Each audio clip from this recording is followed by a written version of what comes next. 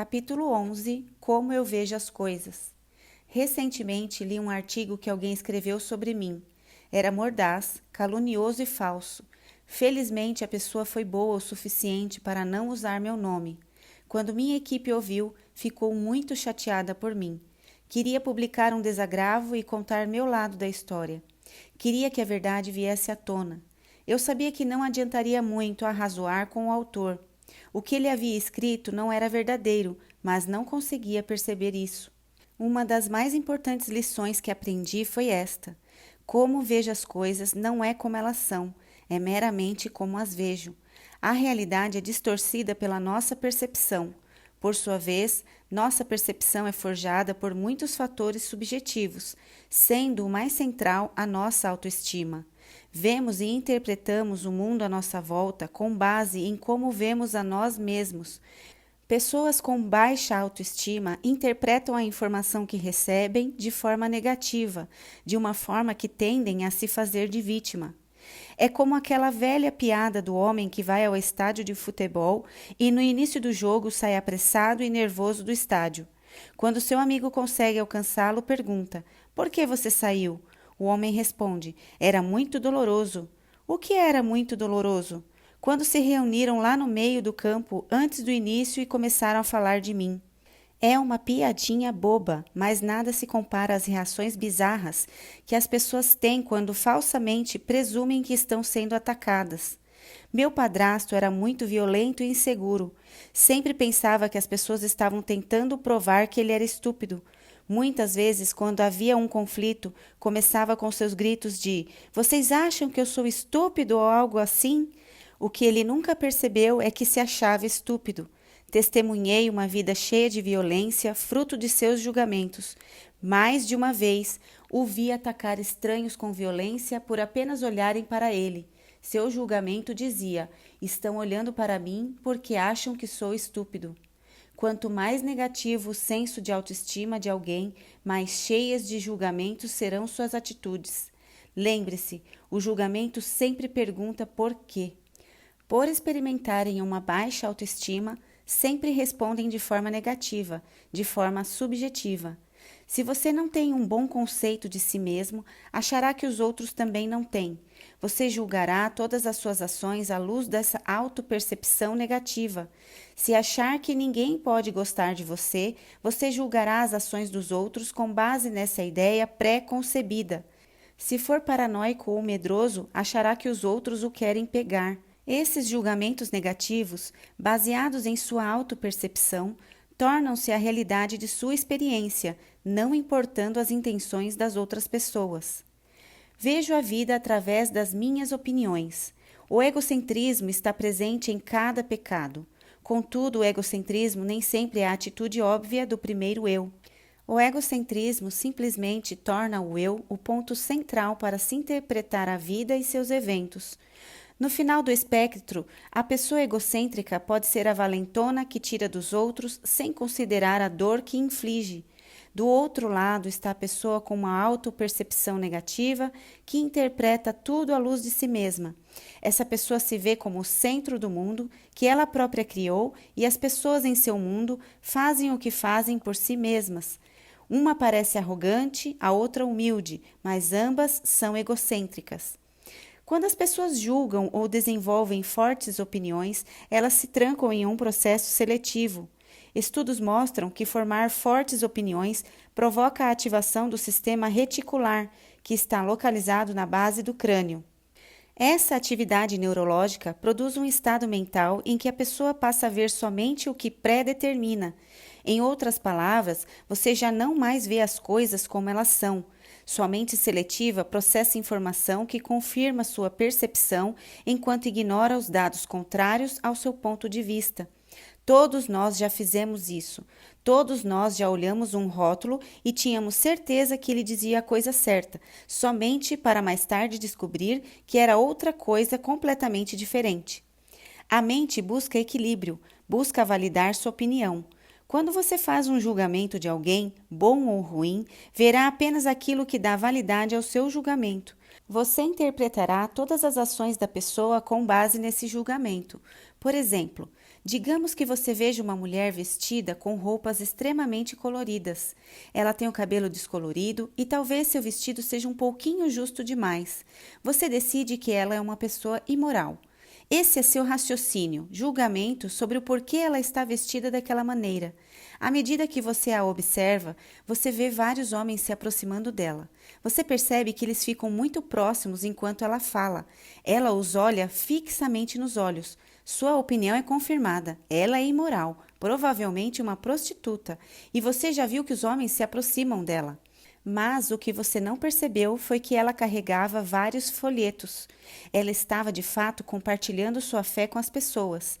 Esse tipo de julgamento acontece todo dia e distorce nossa experiência. Nós desprezamos o óbvio quando tomamos nossa decisão. Ao julgar alguém, você começa a avaliar a experiência da pessoa e do evento com base em seu julgamento. Não importando as intenções da outra pessoa, você a avalia conforme seu julgamento. Lembre-se do exemplo em capítulos anteriores do pastor que passou por você sem cumprimentá-lo e você, em seu julgamento, determinou se ficaria ofendido ou se seria apenas um gesto sem importância. Veja, a agressão que sentimos dos outros pode não ter nada a ver com eles, mas tem tudo a ver conosco. Assim, a passagem do pastor poderia não ter causado dor em você. O seu julgamento, porém, pode causar uma dor incrível. Seus sentimentos ofuscam os fatos reais. Na década de 70, eu estava falando a um grupo sobre como iniciar uma escola cristã. Falava sobre a necessidade de envolvimento dos pais e costumava usar o exemplo de uma mãe solteira que, por causa de seu trabalho, não tinha tempo de acompanhar seu filho nas tarefas de casa, pois nunca estava em casa à tarde. Consequentemente, ele nunca conseguia fazê-las e teve muitos problemas. Finalmente, ele saiu da escola. A falta de acompanhamento dos pais tornou-se impossível a ajuda para ele. Na plateia estava uma avó que era uma das principais mantenedoras da nova escola e tinha um filho que passara recentemente por um amargo divórcio. Ela tinha uma netinha que parecia amar apaixonadamente. Estava resistente e envergonhada com o divórcio, e isso fez com que ela passasse a fazer julgamentos. Em sua mente, eu havia dito que filhos de pais divorciados não poderiam ir à nossa escola. Ela estava furiosa e eu não conseguia convencê-la de que não havia dito isso. Ela, no entanto, sabia o que tinha ouvido. O pastor interveio, ouvindo-a educadamente, e depois concluiu que ela havia entendido mal. Não, ela respondeu, eu sei o que eu ouvi. Nós até demos a fita a ela para que ouvisse. Ela estava convencida de que aquela parte tinha sido apagada da fita. Afinal, ela sabia o que tinha ouvido. A coisa triste é que ela, de fato, ouviu o que pensou ter ouvido. Mas eu não disse isso. Ela ouviu em sua mente. Seus medos a fizeram supersensível a qualquer coisa que se referisse a divórcio. No momento em que comecei a falar de pais solteiros, ela provavelmente fez um julgamento. Aquele julgamento afetou sua capacidade de processar informações. A experiência foi real para ela, mas não era verdadeira.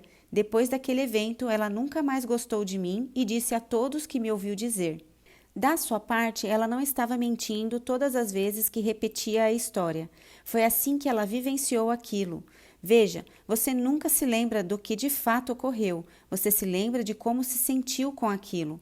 Quantas vezes seus filhos disseram, você está gritando comigo? Você não gritava com eles, mas era como eles estavam vivenciando o momento. Os mal-entendidos não param por aqui. Todas as vezes que você se lembra de alguma coisa, sua experiência do evento pode mudar. Não só você se lembra de como se sentiu, e não de como o fato realmente ocorreu, como também sua memória muda cada vez que você pensa de novo nisso. Da próxima vez que você contar a história, vai se lembrar de como se sentiu da última vez que se lembrou disso, e é assim que os exageros crescem. O arrependimento traz uma nova visão. Nossa mente nos permitirá ver coisas de um ponto de vista diferente somente quando nos libertarmos de nosso julgamento. É como os 3 meninos que espiavam pelo buraco da lona do circo, na tentativa de ver o elefante. Cada um viu algo diferente. Um disse que o elefante parecia uma longa e sinuosa cobra.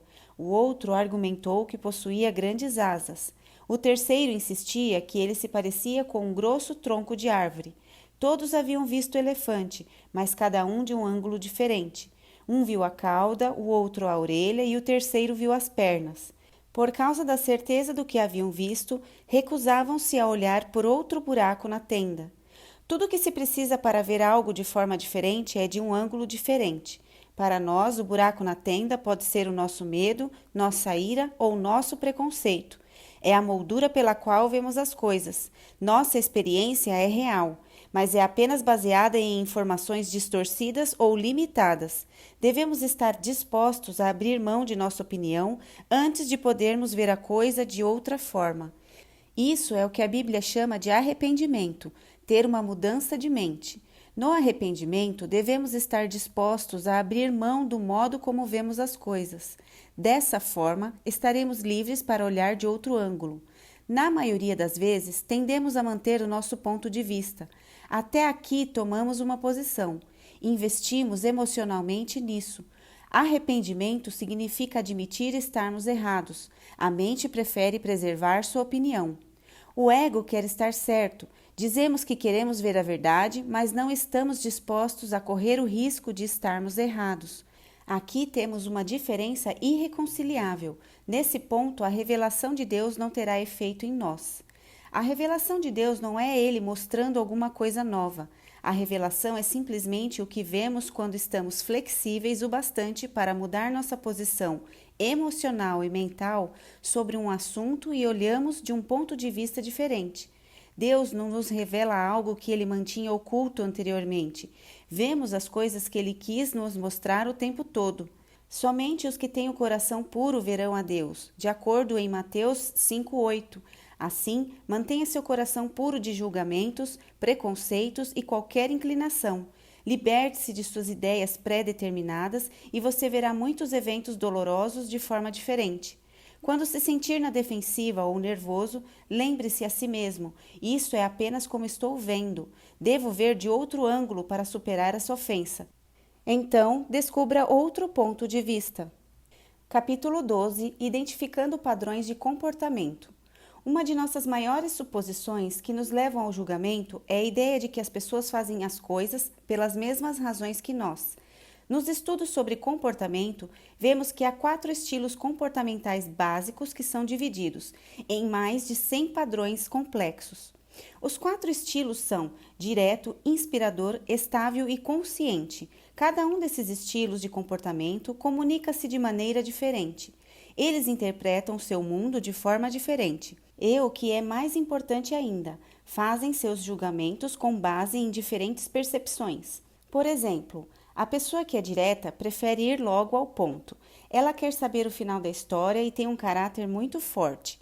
Aquele que é direto deseja ser profundamente respeitado. O padrão inspirador é uma pessoa de pessoas. Esse tipo é facilmente inspirado e facilmente desanimado. Seu alvo na vida é ser apreciado e busca a aceitação social. A pessoa estável é muito boa e atraente. Uma pessoa estável tende a permanecer calma e é boa em acalmar gente agitada. Ela é bem direta, evita conflito e busca manter a estabilidade das coisas. A pessoa consciente é analítica e detalhista. Esse tipo considera-se uma pessoa de controle de qualidade e quer tudo sempre certinho. De forma diplomática, evita o conflito direto e busca o controle, através do uso dos padrões de qualidade. Você não pensa como eu, mas eu acho que pensa. Qualquer uma dessas pessoas pode fazer as mesmas coisas. No entanto, elas são geralmente motivadas por raciocínios completamente diferentes. Uma pessoa direta estaria muito mais apta a mentir para manter o respeito. Uma pessoa inspiradora mentiria para manter a aceitação social. A estável mentiria para evitar um conflito e a consciente para parecer estar certa. Todos nós lutamos com as mesmas tentações, mas é essencial compreender que cada um de nós é motivado por necessidades, medos e desejos completamente diferentes. Nós não podemos realmente saber o que leva uma pessoa a um determinado comportamento. Achamos que sabemos, e isso causa muito conflito e dor. O problema da resolução do conflito é que as pessoas nem sempre compreendem por que os outros fazem o que fazem. O efeito de suas ações sobre nós vem através do julgamento errado que as pessoas fazem o que fazem pelas mesmas razões que eu. Quando fazemos esse tipo de suposição, projetamos nossos valores e razões nos outros. Começamos a tratá-los como se nosso julgamento fosse correto. Geralmente isso nos leva a mais conflito. Já vi centenas de casamentos salvos quando o marido e a esposa simplesmente aceitam que fazem o que cada um faz por suas próprias razões. Suas ações não são pessoais, uma vez que fariam a mesma coisa independentemente da pessoa com quem estivessem casadas. Por exemplo, pessoas diretas preferem muito espaço pessoal. Seu espaço pessoal é bem amplo. Fazem contato direto nos olhos, mas mantêm sua distância. O contato físico é mantido ao mínimo. Muitos interpretam essa distância como rejeição. As de padrão inspirador, por outro lado, são muito ligadas ao toque. Se ficarem distantes de alguém é porque não gostam ou se sentem desconfortáveis com aquela pessoa. Tendo isso em mente, imaginemos uma mulher direta vendo uma mulher inspiradora, próxima aos outros e sendo bem pessoal. Ela projeta seus motivos e razões em direção à pessoa inspiradora. Se estivesse fazendo todos esses contatos físicos, eu teria alguma intenção sexual. Seu julgamento com relação ao porquê a mulher inspiradora se relaciona tão fisicamente leva ao pulo final. Ela faz isso porque é imoral. Muita gente inspiradora tem a reputação de ser imoral ou namoradeira porque os outros projetam seus próprios motivos na situação. Agora a mulher inspiradora começa a conversar com o homem direto. Ela percebe que ele fica à distância. Ela também percebe que sempre que se aproxima, ele se afasta. Isso, é claro, faz com que ela se sinta rejeitada e se aproxime mais. Afinal, ela só se afastaria se sentisse desconfortável. Como resultado, quando ele recua de novo, ela presume que o senhor direto não gosta dela. Ele, por outro lado, percebe sua inclinação natural para fazê-lo sentir-se mais à vontade, como sendo de algum interesse pessoal. Ambos usaram seu comportamento pessoal como padrão de julgamento um para com o outro. Ambos começarão a reagir um ao outro como se seu julgamento fosse correto. Podem até criar o problema que temem. Em outro caso, vamos dizer que o homem direto ligue para o homem estável. O homem direto quer ser educado. Ele reconhece que está invadindo o espaço do homem estável. Mesmo sendo gentil, ele vai direto ao ponto. Afinal, ele é uma linha de chegada. Se alguma conversa pessoal ocorresse, seria depois do assunto principal. Assim, ele liga e diz algo como: Bob, aqui é o Jim. Como vai? Bob, preciso tomar emprestado seu projetor para uma apresentação no sábado. Algum problema? Ele se comunicou de maneira concisa porque acha que o que ele prefere é o que todo mundo prefere. Lembrem-se, pessoas estáveis são muito indiretas, são também muito pessoais. Jamais ligariam para você e iriam direto ao ponto, a não ser que não gostassem de você ou estivessem irritadas. Tentando ser gentis, seriam pessoais em primeiro lugar. Buscariam fazer com que você se sentisse especial, mostrando interesse por você e por sua família. Fariam todo tipo de perguntas pessoais antes de ir ao ponto. Elas também supõem que todos fazem o que fazem pelas mesmas razões. Pelo fato de Jim, senhor direto, não ter perguntado sobre a família de Bob, senhor estável, ou algo pessoal, Bob supõe que Jim está zangado. Lembre-se, Jim foi ao ponto tentando ser cortês, e Bob se ofendeu. Quando ele contar essa história aos outros, vai dizer o que ele experimentou. Outro dia, Jim me ligou e foi muito mal educado e grosseiro. E não foi isso que aconteceu, mas é o que Bob experimentou por causa do seu julgamento. Se eu fizesse isso daquele jeito, seria isso que significaria. Agora veja essa situação de uma outra maneira. Jim, aqui é o Bob. Como vai? Como estão Brenda e as meninas? Eu não as tenho visto ultimamente. O tempo todo Jim está pensando, por que não diz logo o que está querendo? Bob está pensando em ser atencioso e gentil, mas pelo fato de Jim somente ser indireto dessa forma, quando ele quer manipular alguém, ele se sente manipulado. Ele fica muito agitado com Bob. O maior medo do homem direto é ser manipulado. Ele acha que se você não for direto ao ponto, está manipulando. O julgamento da comunicação de Bob feito por Jim o leva a crer, sentir e reagir como se estivesse sendo manipulado. Entenda a diferença. As pessoas diretas e inspiradoras tendem a falar de forma geral. As conscientes ou analíticas nunca falam de forma geral. Elas tendem a abusar dos detalhes, tendem a tratar toda a conversa como se fosse um relatório, um traço admirável quando usado numa sala de conferências, mas não é admirável numa conversa casual ou quando se conta uma história. A pessoa analítica acha que as pessoas diretas e inspiradoras estão mentindo quando falam de forma geral. Afinal, a pessoa ligada em detalhes falaria em geral somente quando tentasse evitar alguns detalhes. Por outro lado, quando a pessoa direta é invadida com tantos detalhes, ela pode sentir que a pessoa analítica está sendo manipuladora e impulsiva. Os exemplos poderiam ser inúmeros. No entanto, o problema é simples. As pessoas não fazem as coisas pelas nossas razões, mas, por causa de nosso julgamento, nós as tratamos como se fizessem. Nosso conflito raramente é baseado no que a pessoa faz. Geralmente nos baseamos em nosso julgamento de por que ela faz. Muitas vezes julgamos e criamos conflitos para, finalmente, descobrirmos que nosso julgamento estava errado. Aí é tarde demais e o dano já está feito. Frequentemente, estragamos amizades maravilhosas por causa de julgamentos iniciais. Conhecemos e rejeitamos pessoas antes mesmo de chegarmos a conhecê-las, e aquilo que conhecemos delas raramente é o que elas de fato são, por causa do julgamento que fazemos. Talvez o pior lugar onde isso aconteça seja em nosso relacionamento com nossos filhos. Pessoas diretas são cheias de atividades. Se seus filhos não são, elas os consideram preguiçosos e estúpidos. Pessoas estáveis ficam atordoadas com longas listas de tarefas, mas se saem muito bem quando recebem as tarefas uma de cada vez. Pais analíticos fazem julgamentos de seus filhos inspiradores e não conseguem atender às necessidades de afeição físicas que eles têm. Também constantemente criticam seus filhos pela falta de sequência nas coisas, enquanto desprezam totalmente sua criatividade e cordialidade. A Bíblia diz que todos os caminhos do homem são puros a seus olhos. Provérbios 16, 2. Achamos que estamos certos e que nosso jeito é o jeito. E é por isso que fazemos as coisas da maneira que fazemos. Também queremos que nossos filhos estejam certos e aí achamos que eles deveriam ser como nós. Se não são, julgamos suas ações como rebelião, ignorância ou falsidade. Eles não são nada disso. O que nos faz intolerantes com os adultos que se comportam de forma diferente de nós é a mesma coisa que nos torna intolerantes com nossos filhos quando não são nossos clones comportamentais.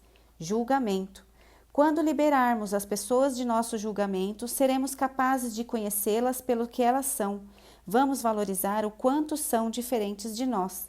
Vamos interromper o ciclo de dor e sofrimento.